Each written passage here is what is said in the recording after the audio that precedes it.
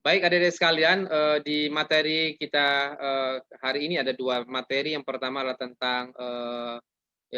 tentang Badan Wakaf Indonesia, lalu yang kedua tentang penyelesaian sengketa wakaf.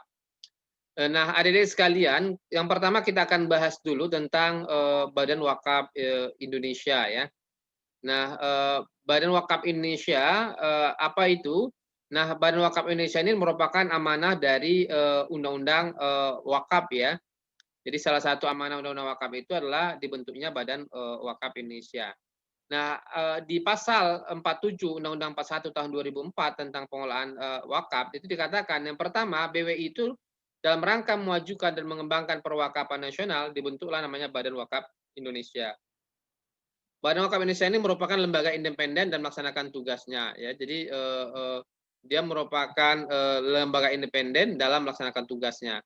Lalu kemudian di pasal 49, tugas dan wewenang BWI itu adalah pertama Badan Wakaf Indonesia ini mempunyai tugas wewenangnya pertama adalah melakukan pembinaan terhadap nazir dalam mengelola dan mengembangkan harta benda wakaf. Lalu yang kedua, melakukan pengelolaan dan pengembangan harta benda wakaf berskala nasional dan internasional. Jadi yang nasional dan internasional ini Badan Wakaf Indonesia melakukan pengelolaan dan pengembangan harta benda wakaf. Lalu kemudian memberikan persetujuan atau izin atas perubahan peruntukan dan status harta benda wakaf.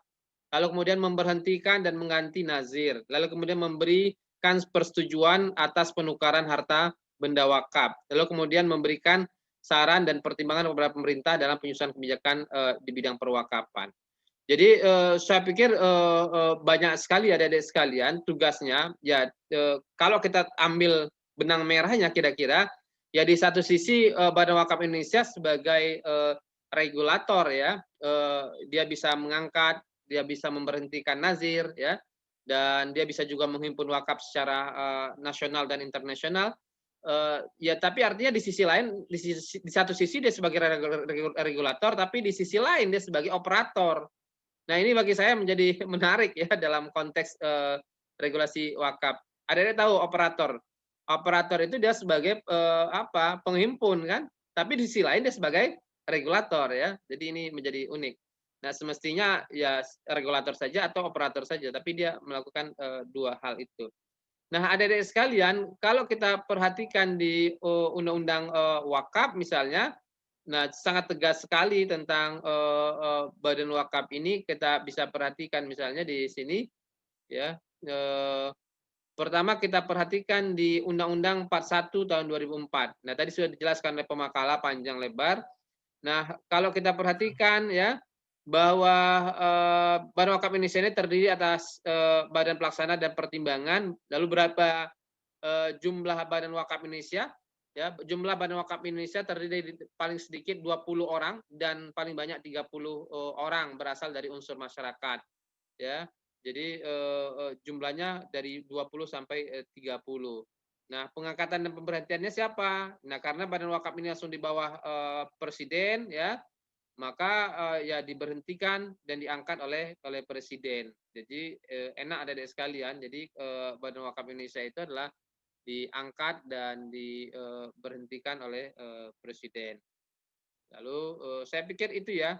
Jadi tugasnya Masya Allah luar biasa, banyak sekali tugas Badan Wakaf di Indonesia ini.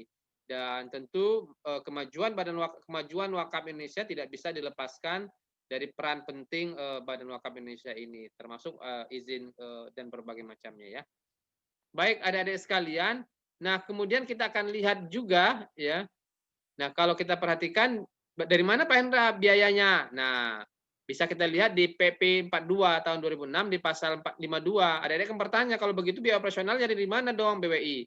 Nah, bantuan pembiayaan BWI dibebankan kepada APBN selama 10 tahun pertama melalui anggaran Departemen Agama dan diperpanjang. Nah, lalu kedua, BWI mempertanggungjawabkan bantuan pembiayaan sebagaimana disebutkan pada ayat 1 secara berkala kepada menteri.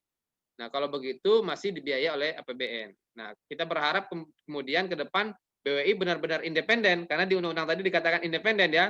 Independen juga tentu dalam pembiayaan ya, tidak kemudian ya bagi saya pada dasarnya mudah-mudahan bisa dari hasil pengelolaan wakaf itu kan kira-kira gitu. Baik adik-adik sekalian, nah lalu yang kedua kita akan berbicara tentang penyelesaian sengketa wakaf. Nah,